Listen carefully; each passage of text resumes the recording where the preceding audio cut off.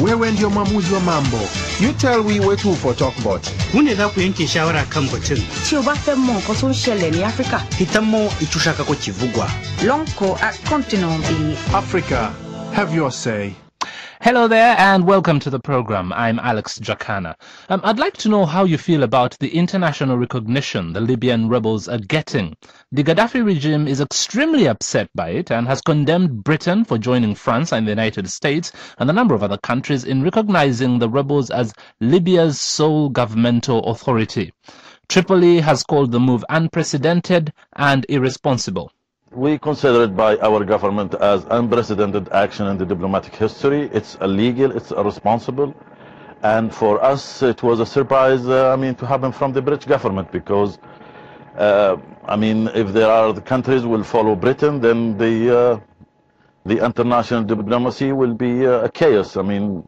Any other countries can bring a group of people and recognize them as the sole governmental authority for any ex-country, which is, I think it will be a stain on the forehead of the British nation.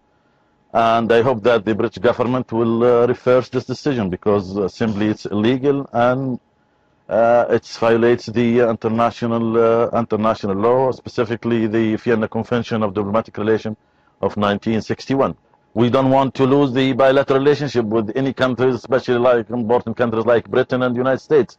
But at the end of the day, they are sovereign countries and they are eligible to take whatever decision they want. Okay, so that's the Gaddafi regime's Deputy Foreign Minister, Khalid Qaim. Do you agree with him? Have Britain and France and the UK set a dangerous precedent, or do you think their decision was long overdue? Text us on +44 77 86 20 20 08, or you can post on facebook.com/BBC Africa Have Your Say and tell us. Alice Mudhengi is across those platforms. And Alex, lots of listeners have been debating that on those forums, and some are saying that recognizing the National Transitional Council in Libya sets a wrong precedent. Then there's also a fierce debate on how representative of the country that council is. Now, I'll give you a sample of some of the comments that we've been getting on Facebook. Houston Akilanze says, it is illegitimate recognition. That's what it is. It's only the Libyan people that can choose their leaders and way of life. Then we've got William Amachi who says, the West have shown clearly how hypocritical they are. But I don't blame them. I blame the African Union for their cowardly show, he says. Then we've got Bertha Lillian, who is in Malawi, who says that the motive of the Western powers in Libya is fishy and questionable. If Gaddafi were a Malawian president, she asks, would the big nations be this dedicated? She wants to know. And then we've got Beaton Galafa, who asks, who elected the rebels? But then I'll also ask Gaddafi. I also know that Gaddafi wasn't elected either. But in this instance, I'll go for the lesser evil, and those are the rebels. So a lot of division on this. Indeed, and debate going on. Mixed opinions there. Listen, Alice is across all the platforms that you can reach us on. So you can get in touch via text on +44 77 86 20 20 08. Facebook.com/BBC Africa Have Your Say, and BBC Africa HYS for Twitter. And Alice will get your comments, as many as we can fit into our 60 minutes together. Let me hit the phones for now. Ahmed, you join us on the line from Tunis, but you are from Libya originally. Where in Libya are you from? I'm from a town which is called Zintan in the Western Mountains. That's in the Western Mountains? Yes. Should the Libyan rebels have been recognized by France, the UK, and the US? Yes, I absolutely agree that. And this is a great thing which the British government recognized the Libyan new council, because the Gaddafi is finished and his regime is already finished since the 17th of February, because, our people said their word and he just make it a big war and he opens fire on everyone. When was the last time you were in Libya? The last time, like 2 weeks ago. 2 weeks ago? Yeah. Okay. I was in Zintan with my friends and my family fighting these forces. And the situation is horrible, but I think our people can hold, and they need a lot of help. And the big issue is that I have like a message to say for those the guys who is following Gaddafi regime. I just have a small message to tell them that how come you're still joining this crazy guy who is killing your mothers and sisters and brothers in the other towns. We are all Libyans and we don't want to fight each other. But So, he made it, yes. if I may ask, let me take you back to 2 weeks ago. Since you were there very recently, relatively recently, you've got a sense of what people feel like and what the mood is like on the ground. How do you think they would have responded to this announcement by Britain? I think they feel they appreciate every country who recognize us, and we don't just need, as I'm one of them.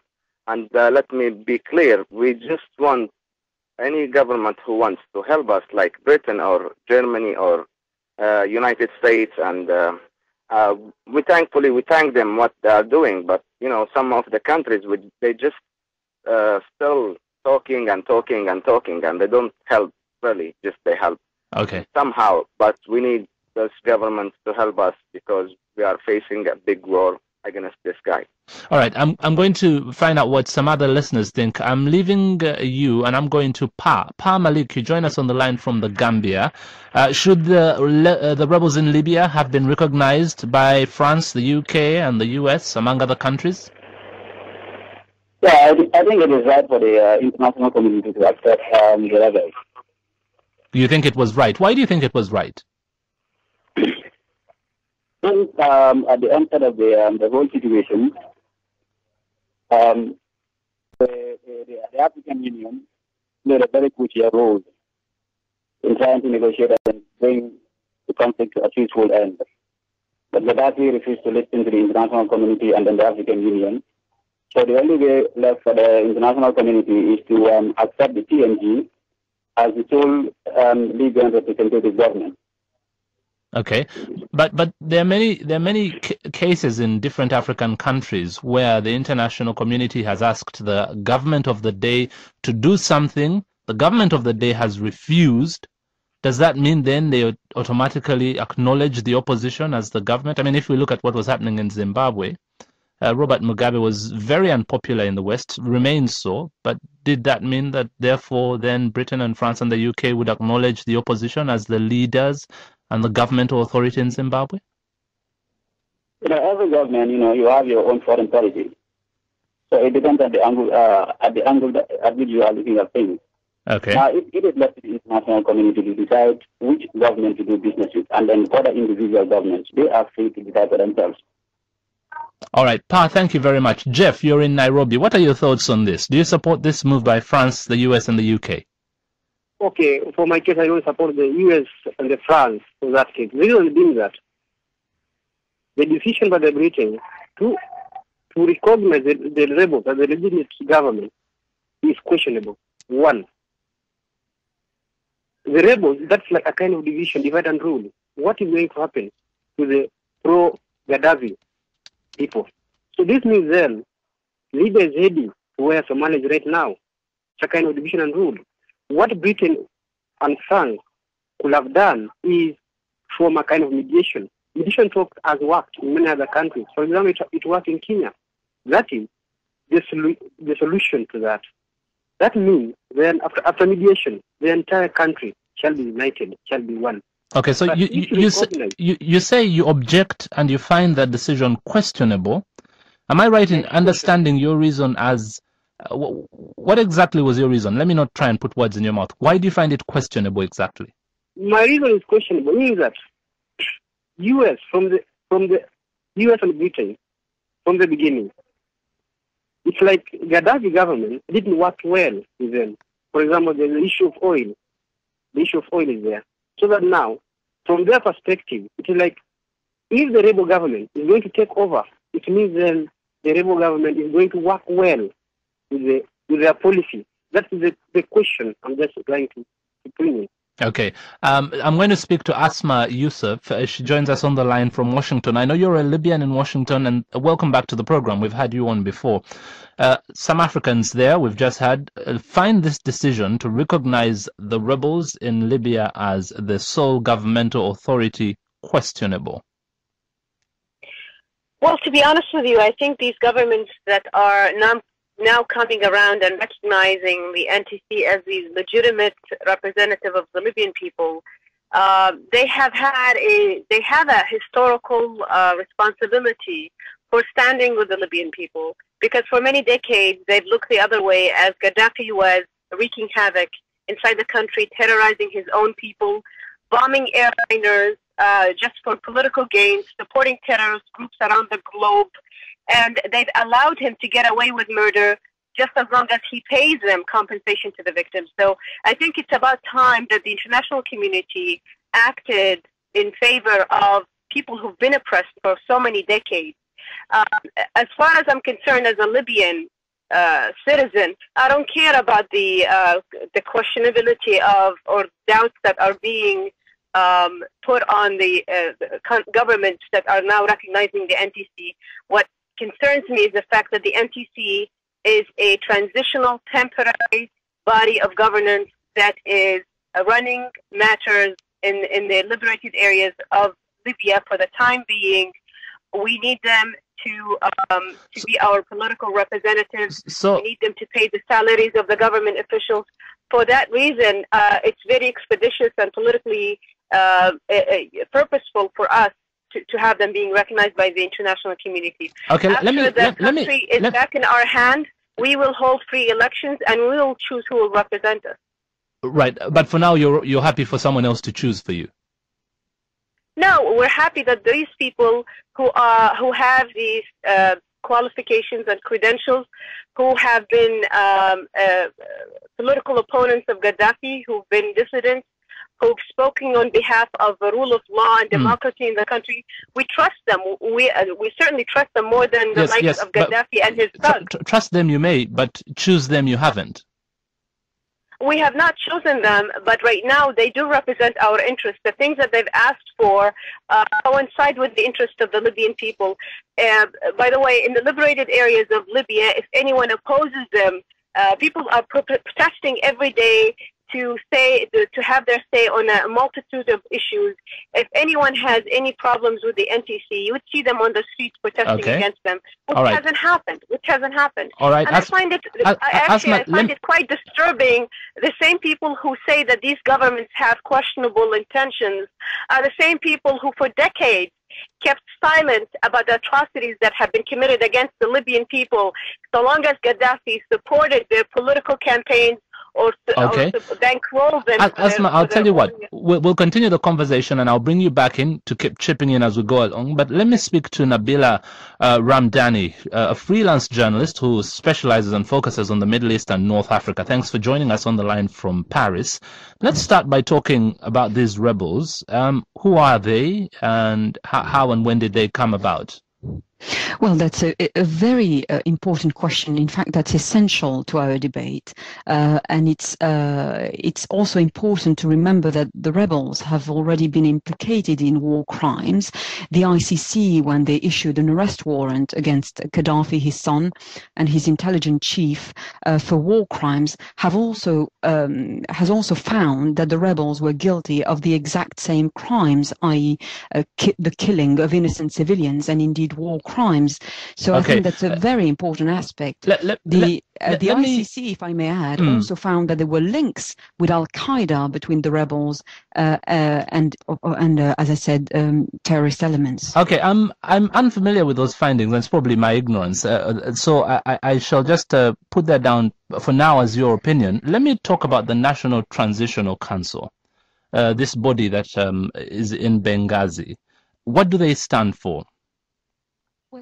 First of all, let me clarify what I was saying, because it's not a matter of opinion. These are absolute facts that have been reported by different media organizations in the West, in the French press, but also in British organizations. These are statements made by the ICC, the International Criminal Court. So we're not talking about rumors or opinions, we're talking about facts. And I do agree there are also idealistic decent men fighting with the rebels, and of course there's an argument that anything would be better than Gaddafi's bloodthirsty regime. Okay, but surely we should wait until the war is over, differences are resolved, and democracy is actually established in Libya. Nabila, let me bring in Oliver Miles. Oliver, you're a former British ambassador. You were ambassador in Libya in Tripoli in 1984 when you broke off diplomatic relations with Libya after the murder of WPC Yvonne Fletcher. What do you make of what you've just heard from Nabila? Let's start there. Well, I wanted to intervene there because it isn't the case that the ICC have investigated anything so far. They've issued some indictments, that's all. And they haven't issued any indictments against members of the National Transitional Council. More generally, if I could just give my view on what you've been discussing so far. Yes. I am a little uneasy about what the British government have done because I think that these decisions are for the Libyans. But we face a difficulty, we outsiders, we foreigners, because we are being asked, begged by the Libyans to take a position, and so we have to do so. We could refuse. We could say no, we'll do nothing at all. We'll wait and see until you've finished your fighting, and then we'll side with the winners. That wouldn't be a very honourable position to take up, as a matter of fact. So we have to take a position. I think that the move taken by the British and French and American governments isn't a very dramatic one. It's not going to make very much difference, but I think it's right because I think we're responding to what we believe to be the wishes of the Libyans. Don't you think it's going to make a big difference? 3 of the 5 members with permanent members of the Security Council are recognizing the NTC as the sole governmental authority. No, I don't think it's going to make very much difference. When William Hague was asked this question yesterday in his press conference, he pointed to one area where it may make an important difference, which is the question of the frozen assets which belong to the Libyans and which have been frozen because they were under the control of Gaddafi and his supporters. Now, the question arises, how and when can those assets be unfrozen, and how can they be made available to the people of Libya, who desperately need them? Because don't forget, Libya is a country which lives on oil, and now there is no oil production, so there is no money. Secondly, it's a country where a huge proportion of the workforce are employed by the state, and so they are dependent on their salaries from the state, and now they're not getting any salaries from the state. That's not a political issue. It applies to both sides. It applies both to Gaddafi's supporters and to the rebels. Let me bring Mahmoud in here. Mahmoud Al-Naku, you're the Libyan National Transitional Council ambassador here in London. Perhaps the first question would be, do you honestly feel comfortable in this role you've been given, knowing that you've literally, in the eyes of many, been imposed on Libyans by the West? As you know, the Transitional Council, he is the representative, the whole revolutionary people, and their mission is to support the fighters on the ground to get their achievement, and I will represent in this direction. So all our work should be to support the fighters on the ground and to support the people in all liberated cities. But how representative are you of Libyans? You're mostly in the East, aren't you? Sorry? How representative are you of all Libyans? Because you're mostly in the East, in Benghazi and that region. No, that is not true. The Masrata is a big city in the west, the Western Mountain in the west. So the most of the people with the Transitional Council and Gaddafi only in the Tripoli and some cities around it.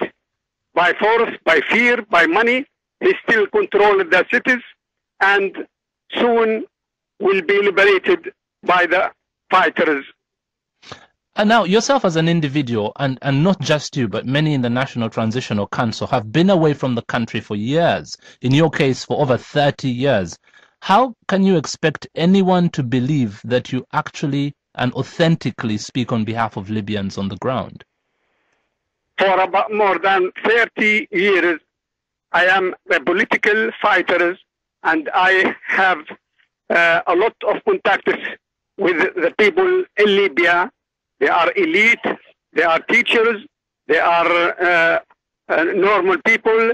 So we are not cut off of our country and our people. We are very close for what happened every week, every month in Libya, and we express their wishes in outside because we have at a time we have freedom of expression, of writing, of talking about their suffering. So they know us very well.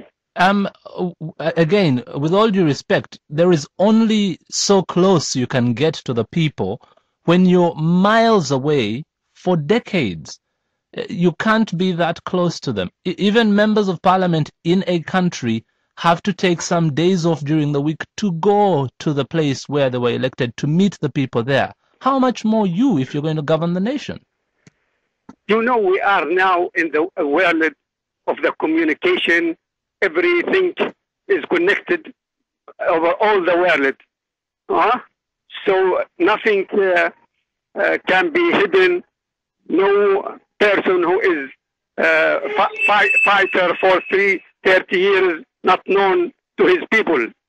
We are very close to what they are doing, what they are suffering, and they all know us very well. Some people are going to wonder, and perhaps you would help us to understand, is the NTC a political party? Sorry? Are you being seen as a political party? Because we know you're not, but some of our listeners may be thinking that because you've been identified as such, as the authorities, that perhaps you're a political body, a party. I am writer, I am journalist, I am politician, but I am independent. Okay. So it is not a political party, which we were clearly putting out there. No, not political party. All right, excellent. We're getting more comments and questions. Send them in on +44 7786 2020 08. If you've got any questions that you'd like any of our guests to listen to, I'm coming back. All right. And off he goes. That's Mahmoud. He's from the Libyan National Transitional Council. He's the ambassador of the NTC here in London. Let me just find out what some of the comments coming in right now are. Alice Muthengi on Facebook, Twitter, and text. Moses tweeted to say, as if arming them wasn't bad enough, they now recognize them. Why should a sovereign state be invaded? It's a definite no, she says. And then we've got Kwame Atu who says, the world rebels disqualify their legitimacy. Rebels don't lead a country, he says. Then we have Emmanuel Kenyi who is saying that is a new policy of colonization. How many rebels have been fighting genuine wars in the world? Nobody recognizes them, he says. Now, there's a question here maybe for Miles Oliver. And the question is, what difference does recognizing the rebels achieve? Oliver Miles, former British ambassador to Libya. Well, as I said before, I don't think it makes all that much difference because the important thing is what happens in Libya, and that's up to the Libyans. But it may make some difference because it may make it easier for the international community, Britain and other governments, to unfreeze the assets which belong to the Libyan people and which are needed for the Libyan people. It may help. That's a legal question, and I'm not a lawyer, but I think there is. It may give us some entry into that problem. Already it's made it possible for Britain to release £91 million, which is not a huge amount of money compared with the needs of the country, but still it's better than nothing. We've been able to release that money, which was previously frozen in Britain and is now made available for necessary expenditure in the rebel areas. Okay. I'm going to come back to you, and Nabila, I'll be coming to you as well after the news. Do stay with us. We're back in a short while. Have you had your say yet? You can have your say every day on the BBC World Service. On Fridays and Mondays at 1600 GMT, you have your chance to air your views on all things sport in Fast Track. Along with the latest sports news and in-depth analysis, we want to hear what you think. Fridays and Mondays, have your say on Fast Track. Tune in at 1600 GMT. Have you had your say yet? It's 16:30 GMT, and on Africa Have Your Say, we are discussing the international recognition being given to the Libyan rebels. Britain has now joined France and the USA in recognizing them as Libya's sole governmental authority. Tripoli has called the move unprecedented and irresponsible. What do you think? Text us on +44 7786 2020 08 and tell us after the latest BBC African news. African news from the BBC with Dayo Yusuf. African Union troops in the Somali capital Mogadishu say they've captured key territory from the Islamist militant group Al-Shabaab. A spokesman for the AMISOM force, Lieutenant Colonel Padiang Kunda, said they prevented threatened attacks by Al-Shabaab against people displaced by the severe drought. The situation in Mogadishu is calm. The AMISOM forces foiled an attempted attack on some of the IDPs in Mogadishu by the Al-Shabaab. And the result, we've been able to capture 3 key junctions, pushing the Al-Shabaab far behind, where they cannot be able to attack the IDP camps. Libyan rebels say they've seized a strategically important town near the Tunisian border after heavy fighting with Colonel Gaddafi's forces. A rebel spokesman said they had attacked Ghazaya in Libya's western mountains with rockets and tanks early in the morning. Ghana has been celebrating the eradication of guinea worm disease in a campaign that was started more than 20 years ago. At a celebration in northern Ghana, the Vice President John Mahama announced that for more than a year, no case of the disease had been reported. You're listening to the African news from the BBC. Egypt's official news agency has announced that the trial of the deposed President Hosni Mubarak on charges of corruption and ordering the killing of protesters will start next week in Cairo. BBC's John Lane is in Cairo. This decision will delight protesters and relatives of those killed in the revolution earlier this year. But they will remain sceptical until they see Hosni Mubarak in the dock in the court in Cairo. The health minister has said that the former president is now fit enough to travel from his hospital in Sharm el-Sheikh to Cairo. And this is where the trial is scheduled to start next Wednesday. And the president of Zambia, Rupia Banda, has set a date for national elections at the end of September and announced that he will run for his first full 5-year term. Mr. Banda, the former vice president, narrowly won a presidential poll in 2008 following the death of President Levi Monawasa. That's the BBC News. From the BBC in London, I'm Alex Jacana, and I'd like to know how you feel about the international recognition being given to the Libyan rebels. Britain, France, and the USA, as well as a number of other countries, have so far recognized the rebels as Libya's, and I quote, sole governmental authority. Tripoli has called this move unprecedented. They've called it irresponsible, but we want to find out what you think about it. So text us on +44 77 86 20 20 08 and tell us. Well, Alex, some few more text messages that have come in the last minute. Akedi in Nigeria says Gaddafi has no moral justification to complain. He has forgotten how many coups and insurgencies he sponsored in Africa, he says. Then we've got George Mulangana who says this move will not solve or provide a solution to the war. It will only cage the local people, he says. They've not been able to provide the opportunity to practice the democracy they're so yielding for. And then we've got Abdul Latif who says just one option left for Libya now, and that option is that all parties need to negotiate, Alex. So if you're listening and you have any more questions for our guests on the program, or you have more sentiments about what is happening in Libya at the moment, text us again. That number, Alex, is +44 77 86 20 20 08. And remember, facebook.com/BBC Africa Have You Say, as well as BBC Africa HYS for Twitter. I'd like us to speak to Oliver Miles, and in a minute I'll be also speaking to Nabila Ramdani, a freelance journalist on the line from Paris. But Oliver Miles, you were Britain's ambassador in Tripoli, for our audiences just joining us, in 1984. That time you broke off diplomatic relationships over the murder of a police officer, a British police officer. I just want to find out how dangerous a precedent this is. Some people think it's very. The decision that was taken yesterday. Yes, please. Yes. Sorry, I should have clarified on that. No, I don't think it's as important as that. Personally, I think it's a relatively minor change in the position of the governments concerned, because after all, the contact group, which consists of a large number of governments which broadly support the move to support the rebels in Libya, not only the NATO countries but many others, the contact group decided last week that they would all accept that the rebels are a legitimate speak with a legitimate voice for the people of Libya.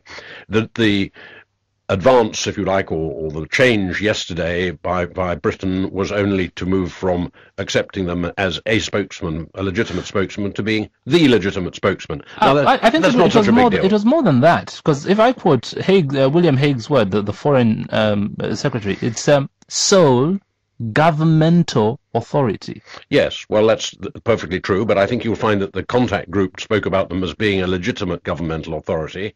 So it's the sole bit, that's the news, so to speak. So they are the government. They're not the government. They don't claim to be the government, actually. That's why he didn't use the word But Britain is government. viewing them as a governmental authority, which to ordinary listeners and ordinary folk like myself is the government, the governmental authority. Yes, but you better bear in mind, if you think of them as a government, that they're not a government, because the fact is they do not have the powers of a government, they do not have the organization of a government. They have been patched together in a fighting situation. They are a collection of individuals who've got some kind of popular support. That's what we're discussing. Personally, I think they have much more popular support than some of your contributors have been suggesting, based on what I know of Libyan opinion, but this is for the Libyans to decide. Do they have popular support or not? But to think of them as a government is rather misleading, because they are not in a position to act as a government. Nabila Ramdani, freelance journalist, you write especially on the Middle East and North Africa, joining us on the line from Paris. What do you make of that? Is this a dangerous precedent? Well, I think it's an incongruous development, frankly. There's simply widespread surprise to the people I spoke to, not only in Libya, but also Libyans in Libya, but also Libyans outside Libya, believe it or not, that an unelected, disorganized rebel force is effectively now viewed as the government of Libya.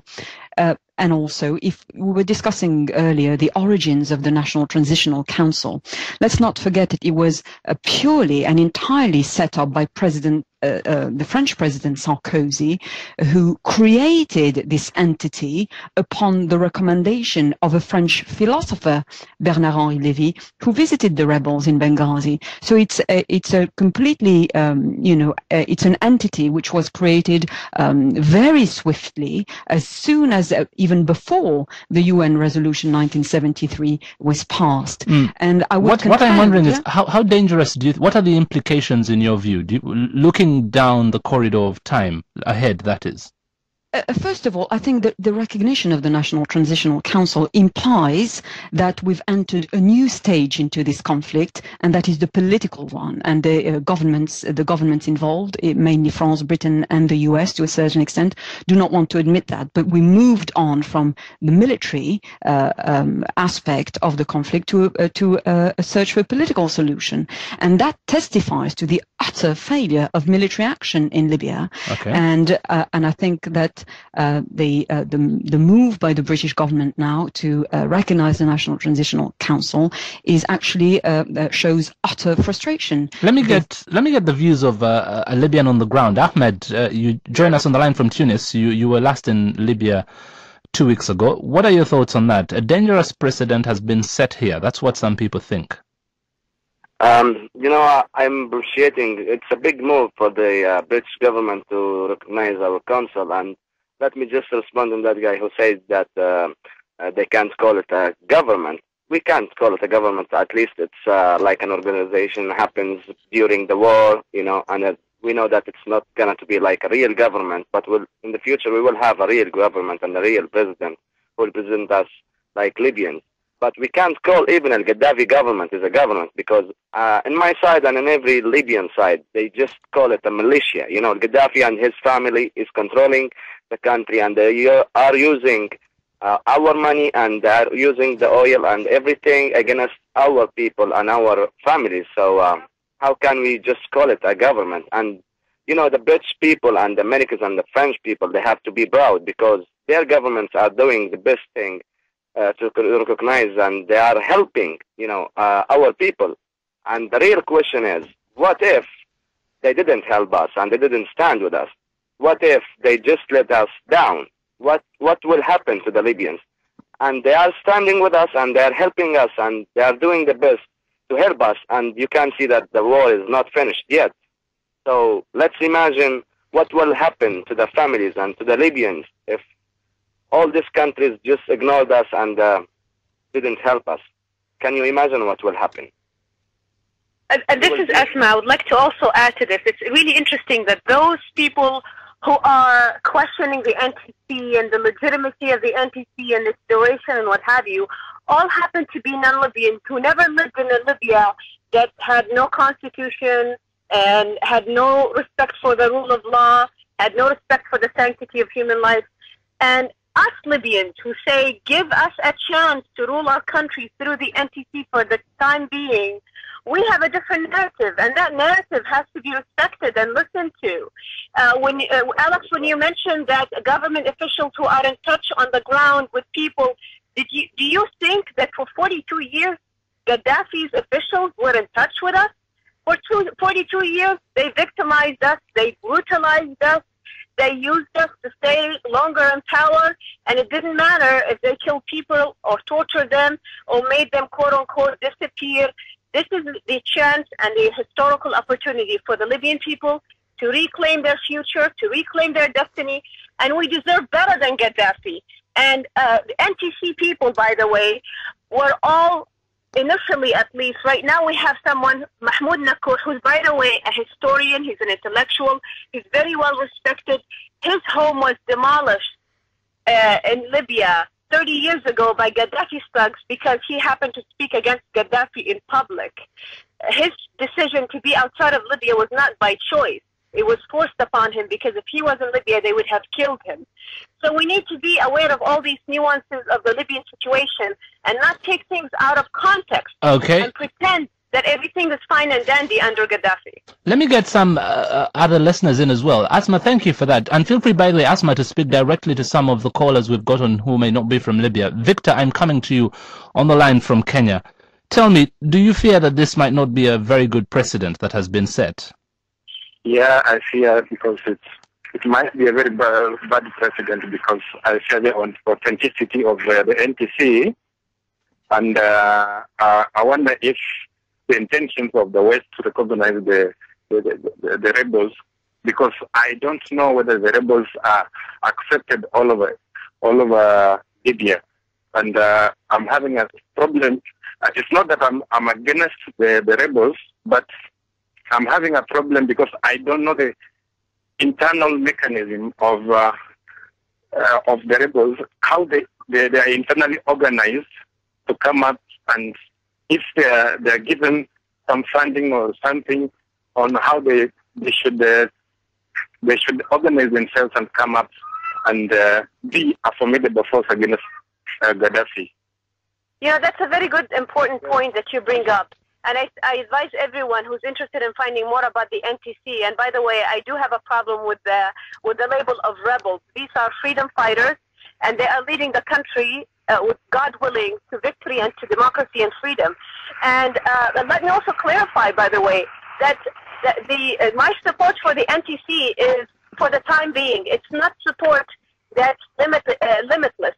I do hold them accountable. I do hold them responsible for any actions they take right now while they are in charge of the country. But I also want to see free elections in the country in the near future once all of Libya is liberated. And let's make that clear. There's someone who wants to come in. I thought I had someone say hello there. Who's that? Okay, I may have misheard. Toluwani, let me come to you in Nigeria.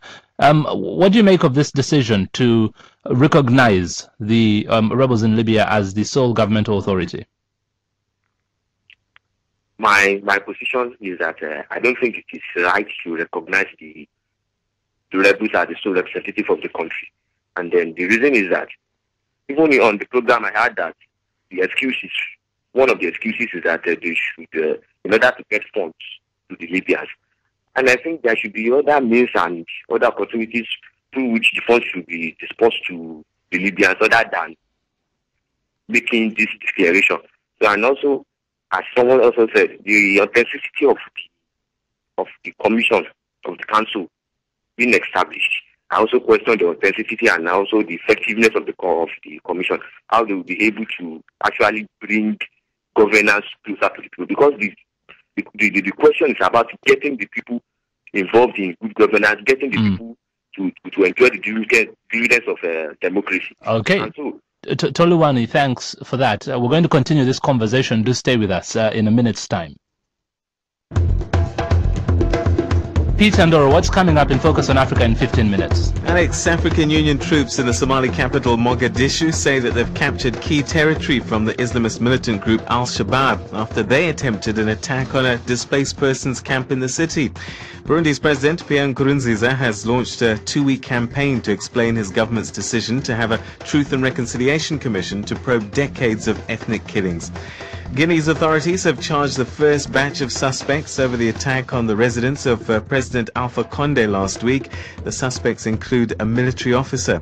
South Africa's gold miners are set to lose millions of dollars as tens of thousands of workers threaten to down tools for better wages. And a British diplomat answers the criticism that the UK has double standards when it comes to dealing with Angola. That's what's coming up, Alex.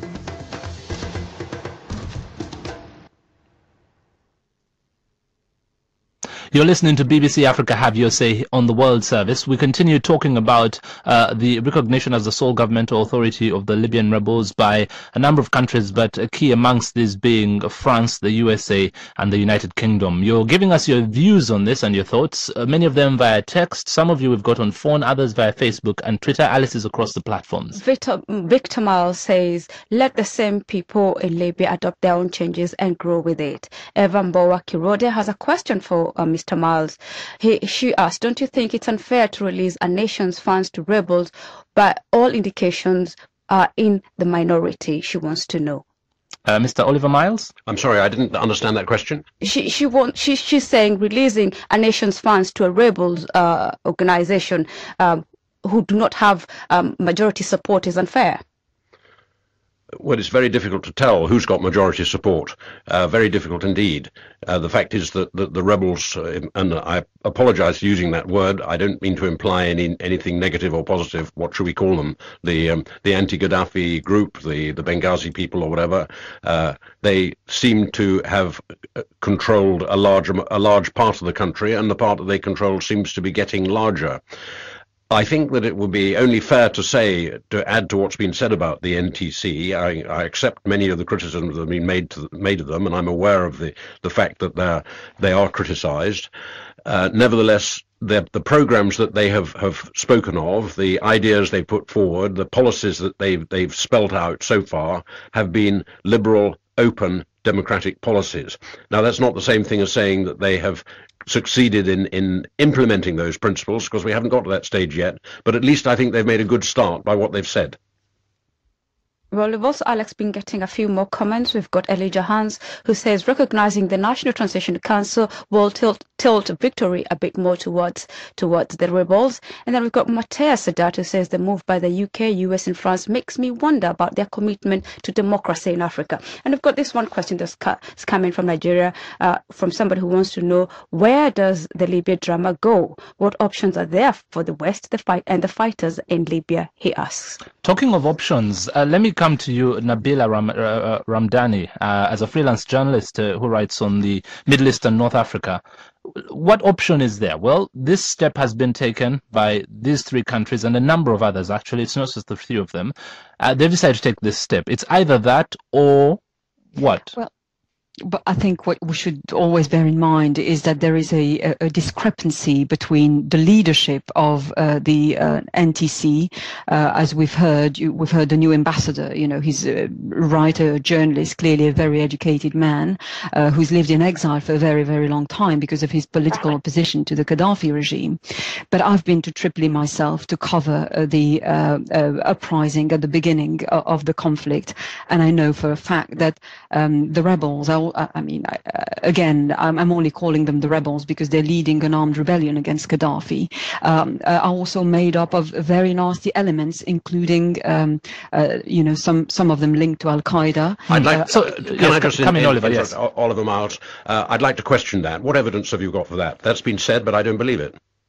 It has been not only said, it has been covered by media organizations across the world. It has been also Can you name one member of the NTC who has any association with Islamism? That's the point I'm making. I'm saying that there's a discrepancy between the leadership of the NTC and rebels fighting on the ground in Libya.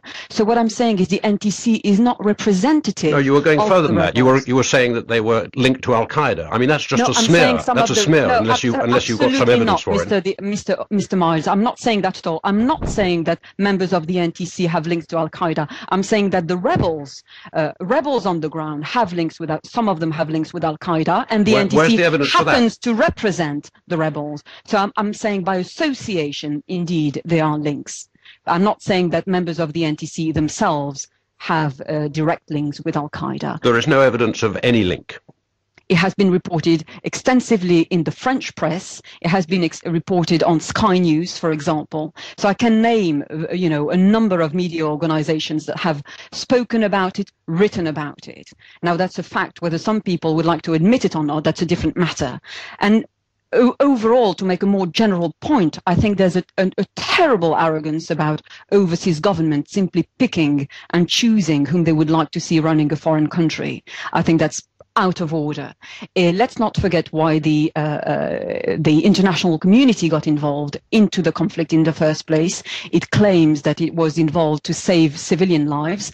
I don't think it was their mission to lead the rebels to outright victory, let alone to establish them as the new authority in Libya. There has been a massive escalation in the campaign since, and not many civilian lives have been saved. If I may also add something, let me jump in briefly. Asma, I just wanted to ask Nabila this question, and I'll give you a chance to talk to her, so do stay up on the line as well. My question again was, it's either this is what they've done, not either or, but this is one option that has been taken. What else? What are the other alternatives? Is it remain with Gaddafi in power? Is that what you would say is the next logical step? I think what the Arab Spring is about, and what democratic countries in the West should be about, is the spread of democracy, not replacing one brutal regime with potentially another equally brutal one. And in my opinion, it would be much wiser to wait until the war is over. And by the way, the UK government is claiming that the war has been won, which is, I don't know why they have that perception. But in my opinion, we should wait until the war is over, that differences are resolved, and then democracy is actually established in Libya. You cannot, start talking about democracy where there's an ongoing conflict. If we look, for example, at what happened in Sudan, would you be willing to wait for war to go on for over 20 years? That was the case in Sudan. Do you think that's a smart route to take? No, but what I'm saying is whether the international community wants to admit it or not, we've now entered the political phase to try to bring about a political solution as opposed to a military solution, which has failed. And I don't think that to substitute a Gaddafi regime, which is, by the way, still there. It hasn't gone anywhere. Gaddafi is still very much in Libya. He made it very clear that he was not going to go out of Libya, and substituted with a national transitional council, which has been entirely created by foreign governments, especially France, initially. Actually, if I may actually add something here, all of the NCC members, including Mustafa Abdul Jalil, who was a Minister of Justice, is from Baida, well-respected man, credible, professional person. Everyone respects him. He was not appointed by any foreign government. He announced that he joined the sides of the freedom fighters from the early days of the revolution, before France even supported the revolution. So to try to say that France implanted him in Libya or is in any way responsible for him heading the NTC is just ludicrous. Asma, and trying to furthermore, hold on a second, trying to create a moral equivalency and put them into an organization. Trying to create a moral equivalency between Gaddafi's crimes on the ground, which have yielded and resulted in the death of 15,000 Libyan civilians, okay? And the random abuses of power that may have happened here and there is just unacceptable. Unacceptable. Okay. Let me step in here very briefly. I'll come back to you, Nabila. I'll come back to you. And I just want Asma to come to you and ask you this question. Does it make it therefore right to pick someone for another nation or another group of nations to identify someone in a sovereign country and say, we will recognize you as the government or authority, irrespective of what the people on the ground say? Yeah, that's a legitimate question, but you're completely putting it out of context. This is not a random country that decided to recognize someone who was not represented as the representative of another group of people. We are talking here about a group of Libyan protesters in the early days of the revolution in Benghazi, February 17th, who went on the streets demanding better lives and demanding freedom and democracy. Some of them were my own cousins and my own relatives. And the way that Gaddafi's forces dealt with them and responded to them was shooting them. They were not holding even rocks in their hands. So does that mean, this is a mass protest let me ask, the government that's oppressive? Okay, so does that mean that then these countries and others should go recognizing opposition forces in other countries, let's say in Syria, therefore recognize protesters as the legitimate forces, in Malawi, where there were protests last time, in Uganda, where there were protests not long ago, in Zimbabwe, which has been in turmoil for a while? Yeah. This has been going on for many, many months. I feel bad. In some of these countries, it's been going on for decades, for years. Absolutely. But you know what? That's exactly the point. The thing is, for Libya is a special case, and injustice and oppression should never happen any place in the world. But trying to compare to Libya to other African countries and say because there was no action by the international community in country X, therefore the international community's response, rightful response to protect the civilian population against an oppressive dictator should not happen because the same policy was not followed elsewhere. We should applaud the international community for intervening in Libya. Okay. I know that my family would have been slaughtered if the international community did not intervene in Libya. All right. Asma, thank you very much. Let me get a couple of callers in our last 2 minutes. Robert, do you see this sort of thing happening in the future if another conflict or a dilemma arises somewhere on the continent? Okay, we've lost Robert. I'll ask Chidebere Lawrence in Togo. Do you see this happening again on another African country if there's conflict similar to what's happening in Libya? Yeah, please. I want to emphasize on one point here. The Libyans, the first caller said that the Libyans, it should be left on the Libyans to decide on who will be their legitimate leader. But what I want to say is that Gaddafi have not allowed these people to decide before. Gaddafi is not ready to allow these people to decide, even in the future. And that is the problem. These people have been suppressed. They have lived under fears all through their lives. That Gaddafi is still holding on to Tripoli is because people there, the Tripoli civilians, they are afraid. Okay. Well, Lawrence, sorry, I've had to interrupt you there because we're out of time. I'll come to you, Oliver Miles, and we'll wrap this up with you. When we started our conversation, you said you were uneasy with this decision by Britain. Why? For the reasons that you've been looking at just now. It's not necessarily consistent with what we might do in another country and so on. But I think I've come to the conclusion that we were right to take this decision because the alternative is to see the war continuing, see the fighting continuing. I believe that I don't agree with what Nabila was saying, that the military phase is now finished and we're moving into a political phase. It's always been political. So the only way to resolve this conflict is through politics. So if it's right now, do you see it being right again sometime in the future? Possibly, but I think you need to look at each country's circumstances very, very carefully before you take such a plunge. And I would accept that it's a dangerous precedent. Well, thank you very much indeed. Oliver Miles, a former British ambassador to Libya there. I want to say thank you to Nabila Ramdani, freelance journalist who is joining us on the line from Paris. And of course to you for tuning in and for having your say.